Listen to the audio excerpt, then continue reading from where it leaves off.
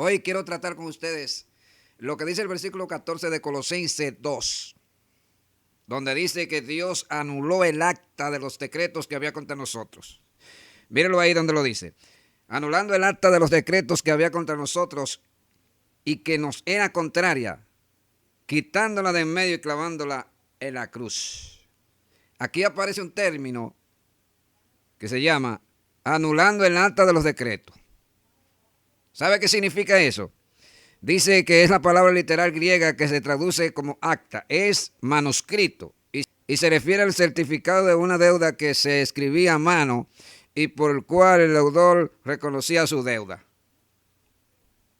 En virtud a eso, ustedes ven que cuando Cristo muere, le ponen un letrero encima de su cabeza en la cruz, donde decía, este es el rey de los judíos. Pero en el caso de los pecadores, era un manuscrito que se le escribía y ese manuscrito decía el delito por el cual era juzgado y era llevado a la cruz. Señores, Dios ama tanto a esta humanidad que entregó su Hijo en la cruz para que todo aquel que se arrepienta de su pecado pueda lograr escapar de la condenación eterna. No sé cuántas veces quizás Dios te ha hablado a través de un predicador, a través del pastor, a través de la misma Biblia. Lo cierto es que Dios alguna vez te ha hablado y Él quiere que tú le sirvas, que te acerque a Él. Quiere que usted se arrepienta de sus pecados. Porque es de la única forma que esa acta que hay contra nosotros es anulada. Desde que una persona se arrepiente, todos los delitos que él había cometido contra Dios a través del pecado que nosotros cometemos, todos quedan anulados. Porque Jesús pagó esa deuda que nosotros no podíamos pagar. Por eso el Romano dice, por cuanto todos pecaron y están destituidos de la gloria de Dios. Nadie puede escapar. Solamente a través de Jesucristo, que fue quien pagó por nuestros pecados en la cruz. Entiéndalo. Entiéndalo. Mire lo que dice Romano 3:23. Por cuanto todos pecaron y están destituidos de la gloria de Dios. Nadie califica. Todos estábamos sin esperanza y sin Dios y sin salvación en el mundo. Pero qué bueno que para eso apareció Cristo. Para que todos aquellos que crean en Él tengan vida eterna. Mira lo que dice Gálatas 3:10. Porque todos los que dependen de las obras de la ley andan bajo maldición. Pues está escrito, maldito todo aquel que no permaneciere firme en todas las cosas escritas en el libro de la ley y las haga. Recuerde que la gente en la antigüedad vivía por lo que estaba escrito en la ley. Ahora en el tiempo de la gracia, pues vivimos en la fe por medio de Jesucristo. El favor de la gracia, un perdón inmerecido, nuestra salvación, la cual Cristo compró en la cruz a través de su preciosa sangre. Mire lo que dice Romanos capítulo 6:23, porque la paga del pecado es la muerte, mas la dádiva de Dios es vida eterna en Cristo Jesús. El pago que nosotros merecíamos por causa de nuestros pecados es la muerte. Pero Cristo tomó ese lugar en la cruz que nos correspondía a nosotros para que un servidor, para que usted, amigo que está allá, fuese libre de toda condenación por causa del pecado.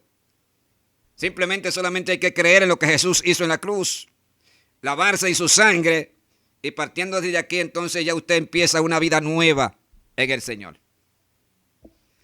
Por lo regular, el hombre tiene dos naturalezas, que es la vieja naturaleza y la nueva naturaleza que se adquiere o se recibe una vez la persona cree en Jesús y se lava en su sangre. Es ahí donde empieza lo que se conoce como el nuevo nacimiento, según lo que dice San Juan capítulo 3 y versículo 3.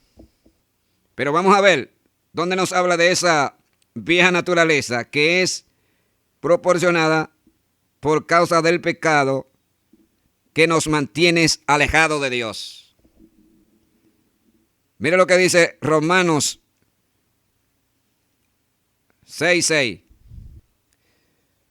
Dice, sabiendo esto que nuestro viejo hombre fue crucificado juntamente con él para que el cuerpo del pecado sea destruido a fin de que no sirvamos más al pecado.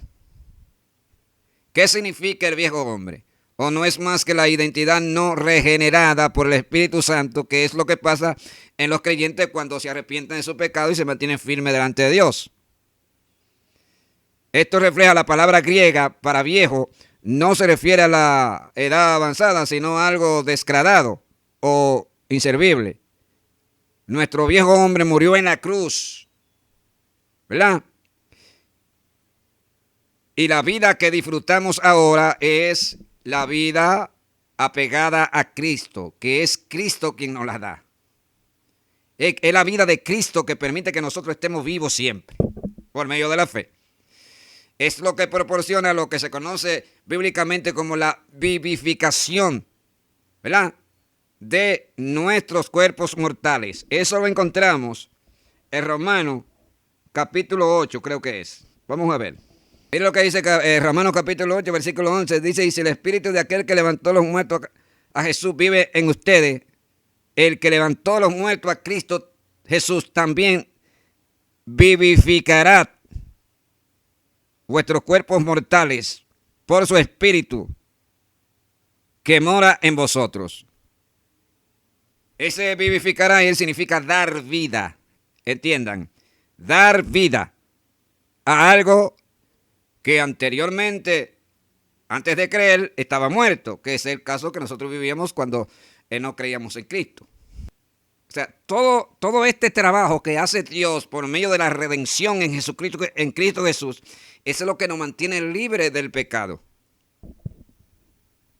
Y como consecuencia, en el momento de la muerte, entonces nosotros no vamos a participar de ninguna condenación, porque ya esa condenación que nosotros merecíamos por causa del pecado, ya Cristo la llevó en el madero y ahora nos hace libre. Vamos a ver qué dice la Escritura en Romanos capítulo 8, para que ustedes vean. Romanos capítulo 8. En el versículo 1 dice, por tanto, ninguna condenación hay para los que están en Cristo Jesús, los que no andan conforme a la carne, sino conforme al Espíritu. ¿Lo ven? O sea, hay un contraste entre lo que es vivir en la carne y vivir en el Espíritu. Los que viven en el Espíritu son aquellos que participan de la salvación luego de creer en Cristo y vivir una vida nueva. Los que andan conforme a la carne son aquellos que todavía no han confesado a Cristo y no han sido lavados con su sangre. ¿Por qué andan conforme a la carne? O sencillamente porque a obra de Cristo no hacer ningún efecto en ellos por medio de la fe, entonces el mismo pecado lo conduce a la muerte. Lo conduce a la muerte. Por eso es tan necesario que el creyente, hermano, ore a Dios, lea la Biblia, se congregue, busque las cosas espirituales. Porque esto es lo que va a proporcionar que ese creyente siempre viva en el Espíritu y el Espíritu lo guíe. De lo contrario, sería una tragedia espiritual. Miren lo que dice Romanos capítulo 5, versículo 16. El don de Dios no puede compararse con el pecado de Adán, porque por un solo pecado vino la condenación. ¿Qué quiere decir? Que la condenación del ser humano es por causa del pecado, no es por otra cosa. Una vez que la persona cree en Jesucristo, ya ese pecado que le condena es desactivado, y luego que es desactivado, como no puede prosperar en la vida de ese creyente, entonces se mantiene libre del pecado. ¿Me están entendiendo? Entonces esto es lo que proporciona que en el momento de su muerte, este creyente se vaya al cielo, al paraíso. ¿Debido a qué? Debido a que ya el enemigo de las almas no lo puede acusar, porque ese pecado por el cual Satanás te acusa, ya Cristo lo llevó en el madero. Por eso es que el Romano dice, ninguna condenación hay para los que están en Cristo Jesús. Siento presencia del Espíritu de Dios. Ahora, vamos a ver, ¿dónde que está ese pecado? Ese pecado está en la parte exterior. Ese pecado está dentro de la computadora, está dentro del televisor, ¿Dentro del celular? ¿Dónde que está? ¿Dentro de esa cámara que me está grabando? No. Ese pecado está dentro de nosotros. Y eso es lo que proporciona que los creyentes caigan en tentación. Una vez que ese creyente cree en Jesús y ese pecado muere por causa de la obra del Espíritu, entonces la tentación no es un problema en el creyente.